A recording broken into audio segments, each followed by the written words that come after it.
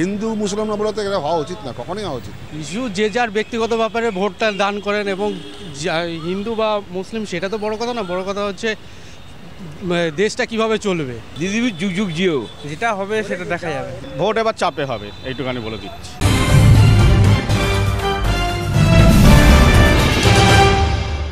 মুর্শিদাবাদ, মহেশতলা, দিকে দিকে রাজ্যে উত্তপ্ত হয়ে উঠছে। বিজেপি বলছে হিন্দু হিন্দু ভাই ভাই, অন্যদিকে রাজ্যের শাসক দল তারাও কিন্তু পিছিয়ে নেই। অন্যদিকে বামেরা তারা কিন্তু ভাতের দাবিতে লড়াই চালিয়ে যাবে বলছেন।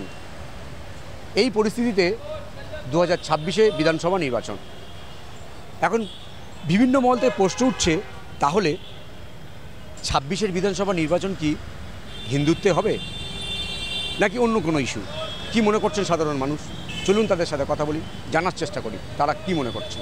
তৃণমূল আসছে বিপুল সংখ্যক নিয়ে, হিন্দুরা নিজের মন থেকে দিদিকে চায়, ব্যাস এটাই বলতে পারি। হিন্দুত্ব নিয়ে ভোট, হিন্দু সব মুসলমানরা কি দিদিকে ভোট দেয় নাকি? সবাই দেয়। দিদি যুগ যুগ জিও। জাত নিয়ে ভোট হওয়া উচিত নয়, ভোট যেমন হওয়ার তেমনই হওয়া উচিত। জাতপাত নিয়ে ভোট না হওয়াটাই বেস্ট। পরিস্থিতি অনুযায়ী সব কিছু চেঞ্জ হচ্ছে, মানুষের চিন্তাভাবনা চেঞ্জ হচ্ছে। তবে এই ইস্যুটা আমাদের রাজ্যে অনেক রকম সমস্যা আছে, শুধুমাত্র এই ইস্যুটা তো একটা ইস্যু নয়। গুরুত্বপূর্ণ বেসিক যে সমস্ত ইস্যু আছে সেই সমস্ত ইস্যুতে যদি জোর দেয় আমার মনে হয় সকলের জন্য ভালো, এবং সেই বেসিসে যদি ভোটটা হয় তাহলে আরও ভালো।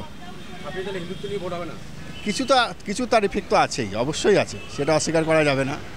কিন্তু বেসিক যেগুলো আমাদের নেসেসিটি রয়েছে, বেসিক যেগুলো উইকনেস রয়েছে রাজ্যের, সে হ্যাঁ অবশ্যই আমি বেসিক জিনিসের কথাই বলতে চাইছি। কর্মসংস্থান, মেডিকেল, অন্যান্য জিনিসের প্রতি যেগুলো বেসিক জিনিস, সেগুলোর উপরে গুরুত্ব দিয়ে হয়তো যদি কাজটা করে, যে কোনো পার্টির ক্ষেত্রেই হোক, সে যেই হোক, সেগুলো আমার মনে হয় পাবলিকের ক্ষেত্রে উপকার, এবং তারা এগিয়ে আসবে সেদিক থেকে, এবং ভোট সেইভাবেই হবে।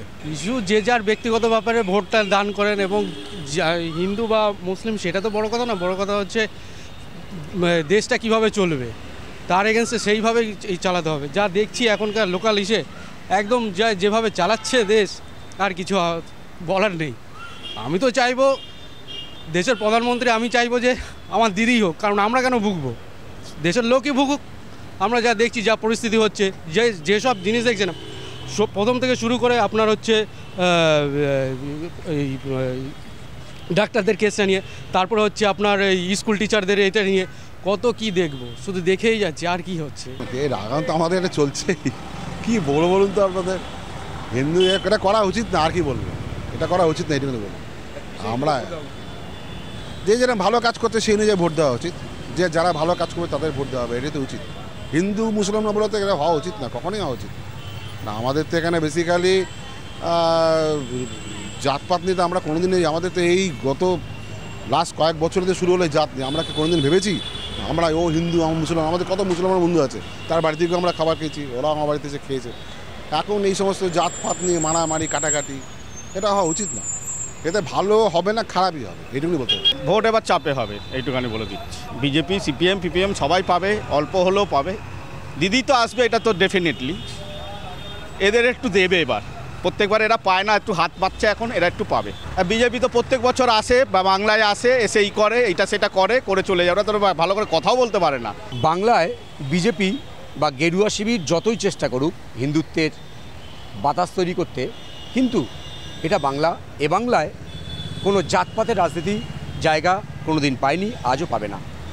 সাধারণ মানুষ কিন্তু তাদের যে মৌলিক যে অধিকারগুলো, সেই ইস্যুতে কিন্তু মাথায় রেখে তারা নির্বাচন অংশগ্রহণ করবেন, এমনটাই মনে করছেন বেশিরভাগ সাধারণ মানুষ। ক্যামেরায় রবি দত্তের সঙ্গে বিশ্বজিৎ হালদার, ওঙ্কার বাংলা।